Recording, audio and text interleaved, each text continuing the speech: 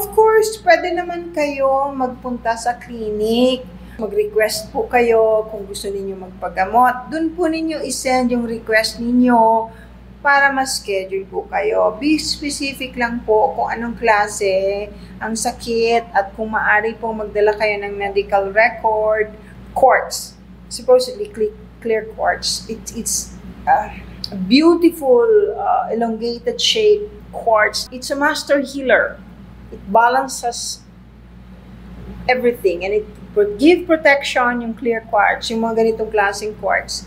It gives protection, ganda, no? And ano po to actually? Amplifier. Ang tawag po dito, amplifier. Nag-a-amplify po.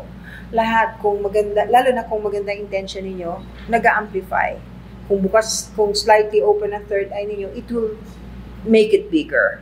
Pwede po ba na may magpadala ng energy sickness sa family mo? LG, ganito yan. Hey? Okay. Hindi ko, yung terminology na ginamit mo na energy sickness, ang ganda pakinggan sa tenga. That's social na tawag sa kulam. Pwede kang, ang mangkukulam, ano yon? Energy din ang ginagamit nila, but very dark energy to hurt people. Pero lahat ng tao pwedeng magpadala ng negative energy kahit kanino kung masama ang intensyon ninyo. Kahit po malakas ang inyong katawan, kung minsan may part po kasi hindi lahat ng organs natin ay in perfect condition. Ang tatamaan ay yung weakest part. So number 1, kailangan matanggal yon. Mas maganda kung malalaman ninyo kung sino yung nagpapadala nun, tapos magsindi kayo ng kandila. Tawagin ninyo yung pangalan nun. Tapos para makabalik yung bumalik sa kanila yung ginagawa nilang masama.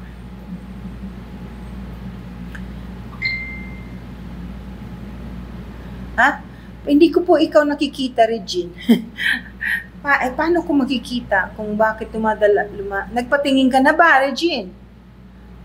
Kasi ang tanong ni Regine, ask ko lang po kung makikita niyo po sa akin kung bakit po madalas sumasakit. Hindi, kung makikita kita in person, I will be able to find out more or less.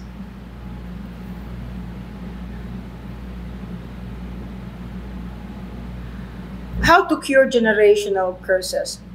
Marami pong, may iba't ibang, hindi naman marami, generational curses. First, you have to find out kung bakit ka may curse para magamot.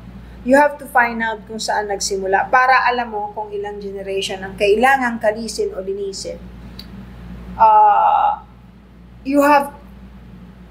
If I know what it is, then I can help you. But you have to be very specific and ready to provide me with all the necessary information that's needed. Kasi hindi yun, Diyos lang ang pwedeng 100% sabihin, wala na yung generational curse mo.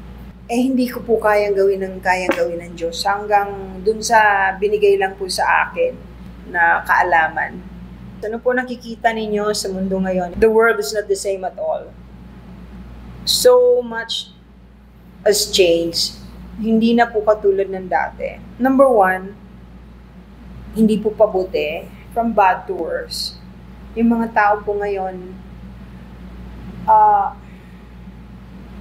inuulit yung kasalanan kahit nanghihingi ng tawad. Tapos yung itinutulak ng negative spirits o ng mga hindi magagandang spirito na hatred, anger sa atin ay kinakalinga ng mga lower, yung mga hindi po nag-i-evolve na being. Yung po yung mga nagsasalita ng kung ano-ano na masama, nagko-comment ng pangit, kahit hindi mo inaano, yun po sila. Yun po ay may kargang hatred. Hindi lang sa mundo, kundi para sa sarili nila. Kasi kung masaya kang tao, hindi mo gagawin yun eh. V&V, sana naunawaan mo yung sinabi ko. It's from bad to worse. Sana magtulungan tayo. Kaya nga ako nagtataka doon sa mga iba na nagsasabi sa akin na magdasal ako, na dapat bumalik ako kay Jesus. Hindi naman nila napanood yung mga pinopost ko. Eh sila yung may diferensya dahil wala po akong hinihiling sa inyo kundi magdasal, magmahalan, huwag na makipag-away. Magtulungan tayo na hanguin ang kinaroroonan natin para wag nang lalong tumuloy sa masasama at hanggat maaari tumulong na maisalba ang karamihan. At saka pati po yung kalikasan napapabayaan. Okay po ba makipag-closure sa ex sa dream? Alam kong nag-dream ako ng time na yon. Kung nakipagrelasyon ka verbally, ang closure mo, verbally rin, personal din. Pwede mong ipagdasal prior to talking to the person to have closure. Pagdasal mo, kausapin mo. Kasi pag nagdadasal tayo at binabanggit natin yung pangalan ng tao yon kahit nabuhay pa, naririnig yan ng spirito nila. So, sabihin mo, kausapin mo yung spirit. Gusto kitang makausap ng personal. I'm terribly sorry, but I have to quit. May kailangan ko ng closure. Patawarin mo ako kung kasalanan ko. Kung kasalanan mo, pinagtatawa din kita. Mag-closure na tayo. I will talk to you soon. Ganyan. Okay, yung tungkol sa Anunnaki. Hindi mo napanood, Dodong Close. Yung isang prior to this, yung post ko, minention ko yung tungkol sa Anunnaki. Okay. The Anunnaki story did not come from any part of the history of the world or the universe. No, it came from Zecharia Sitchin. He's a writer. He wrote the book when I was in my late 20s, I think, or early 20s. Nabasa ko na yun kaagad. Di pa uso yung social media, wala pang YouTube. Nabasa ko na yan because coming to that, palaging sinasabi sa akin ng gabay ko, the things that I have to read, the things that I have to find out. Okay.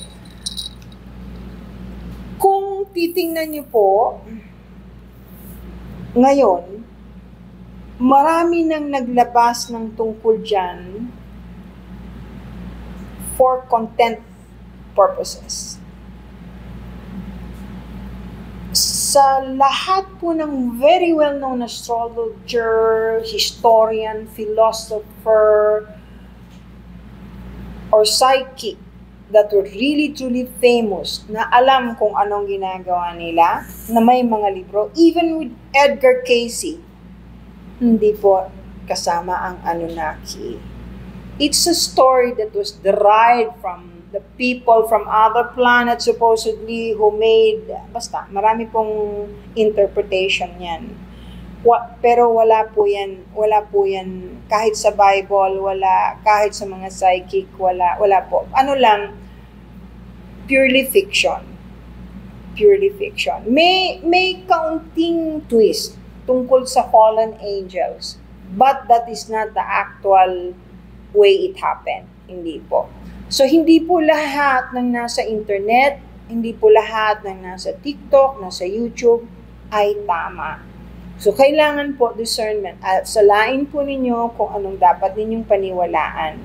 Po, basta tandaan ninyo, there is God. There is one source. There is the power of our Father, the one who made everything, the maker of all. And there is also the one, the Son, who saved us. Katatapos ko lang ng regression today. Usually, tumatanggap ako once a week ng regression. There are a series of regressions done to my patients. Depende kung anong klase ang kailangan niyo from the regression. Yung past life, yan. Madalas po, maraming nagpapa-past life. Any stories of past life regression? Jessica, okay, I'll give you one very fresh, just a while ago, kanina. Yung isa,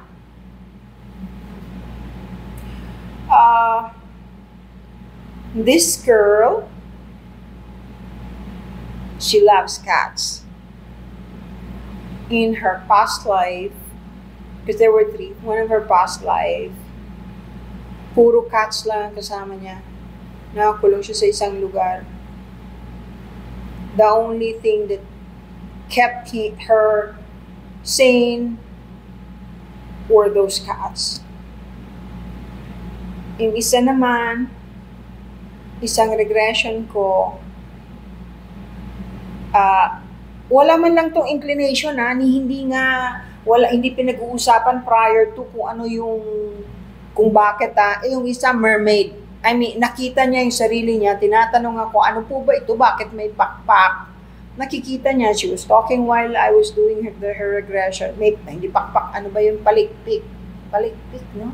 Buntot ng fish. And she was a mermaid. Not a very long life. She was very bored. Anyway, hindi ko pwedeng elaborate naman masyado.